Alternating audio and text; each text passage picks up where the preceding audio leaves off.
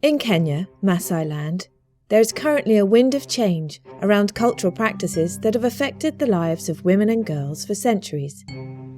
Practices like female genital cutting, forced marriages, unwanted pregnancies, and other issues that violate the health and rights of women and girls.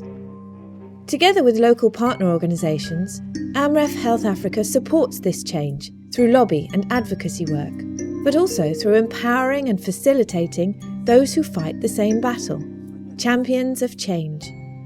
I feel the work of champions and their role is so important because they actually move the agenda forward. They show the community what to do, and they are also the source of inspiration and courage because it takes so much to really go against the culture. So they are a source of inspiration. They show the possibilities that we can attain, and they are really encouraging to the community. A strong person to have become a champion for the protection and promotion of health and rights for girls is Patrick Sayanka. When they are getting in class 1, the children get nearly all the same number, or even girls are more. But when they go to the level of class 6, 7 and 8, the number of girls start reducing. So I got an interest and wanted to know where are these girls going. And I looked at it and saw that most of the girls are not completing school due to certain problems that they are facing from home. That is early pregnancy, early marriages.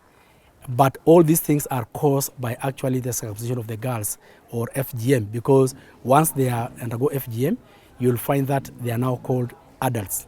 And they put a lot of pressure for this girl to drop school and get married. So I decided to look for a way of putting them in the school to be able to take care of them, to secure these girls. So we built the dormitory, which is now hosting 64 girls. Patrick Sayanka, he's the guy who provides a safe place and a dream and a vision for the girls. Listening to the girls' music at the school, you'll find out that they are saying, yeah, you are our hope. You are the person who have provided a refuge for us. Because our homes would be places where we are circumcised and where we are married off. Now we have a safer alternative. So he brings in hope. And so many girls can run to Oldonyonyokie school because they know they can be retained in school and they can be able to be educated, they can achieve their ambitions and become greater people in the society. The fact that female genital cutting is harmful is not common knowledge in Maasai land. For example, in the case of Lelen Kanunga, a cultural leader of 750 Morans. Huko hali ikiwa mdogo, kusema ukweli, mimi sikuwa najua chochote. Mimi nilikuwa innocent, sijui chochote. Kile nilikuwa najua ni kwamba upasaji tohara wa msichana ni mila yetu ya Kimasai. 2007 mwezi wa 7 tarehe 29 nilichukuliwa na AMREF nikapelekwa out of bound le Tok training ya peer education. Na nikasema jinsi ya kwanza nitafanya ni kuhakikisha mimi mwenyewe nimejibadilisha. Na njia nitajibadilisha mimi mwenyewe ni kukaa na familia yangu. Nikamwelezea mama hii ya FGM ambao ni wasichana wanakeketwa mimi sitaki.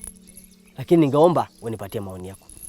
Na wakati nilikuwa ninapitia hiyo kufunza watu FGM, watu wetu wa Maasai wakaanza kuona kama mimi ninapoteza watu kwa njia ya mila yao. Mimi mwenyewe nikapata hii challenge kuwa watu wanaona watu wameanza kuamua, lakini wakati nilikuwa ninaona, wakati ya kwanza niliona kama vile watu wameamua niogopa tu kuniheshimu, lakini wameona kama chifu wetu amewapoteza kwa ile mila yao. Lakini wakati amekuja kugundua kwamba mila still iko, lakini ile kitu tunasema hatutaki ni kati. Hakuja kugundua kuwa hii kitu ina madhara.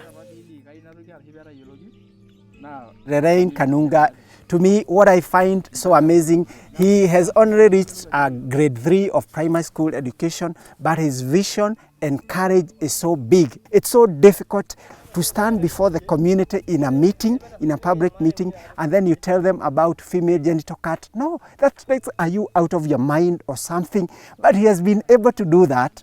He has called readers together, Morans together. He's mobilizing them to stop FGM. So to me, I find that he has a lot of energy and passion, and he wants to stand for something more than just himself.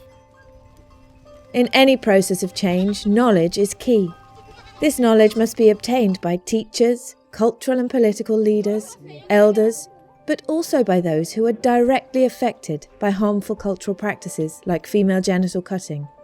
This is why the curriculum The World Starts With Me has been developed. It's an explicit programme that deals with sexuality, rights, bodily changes and health, and is taught by teachers like Christine Kawoba, teachers who are willing to stand up and change the future for generations to come. When it comes to sex education, it is a very big issue, especially in Maasai land. People don't talk about sex to their children. So when this program started in this school, the parents were not supporting me. In fact, they were so mad. They're saying I'm teaching children very bad things. Children are not supposed to hear those things. But I sat down and asked myself, what am I going to do?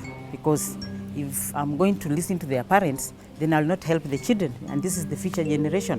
So I sat down with the children, start talking to them, sort of guidance and counseling. Yes, and now I want you to give me examples of some of the physical changes that goes on when you are growing up. Huh? Breast. Oh, the breast nowadays, if you touch your girls, if you touch your chest, there are some things that are growing, isn't it? Yes. And that shows that you are growing. When they did their national KCP, they broke a record. So people were like, wow, what happened? So the parents became very positive. They even started going to bring even other girls, relatives, to come and learn in this school.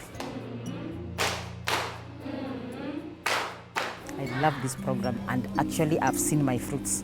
From 2009, I don't have dropouts. 2 girls have become lawyers, and it's because of this program. They took care of themselves. They know the life skills of how to survive. She's an amazing teacher. She's a mentor and a role model. And Christine has achieved a lot. So many girls have completed class 8, and so many girls are now in the university because of that program and because of her self-initiative. And it's amazing that now the students themselves can see it. After they have graduated through the university, the girls can realize, if it was not for teacher Christine, I wouldn't have done it. That's why they are inviting her to their graduations, so that she can give a speech. Because they know if it were not for teacher Christine, it was not for her, they would not be where they are. Yeah. AMREF Health Africa wants to recognise and thank these and all other community leaders that believe in the importance of change in improving the sexual and reproductive health and rights of young people and women in Kenya. There are still challenges facing us, but together we're strong, and that gives hope for future generations.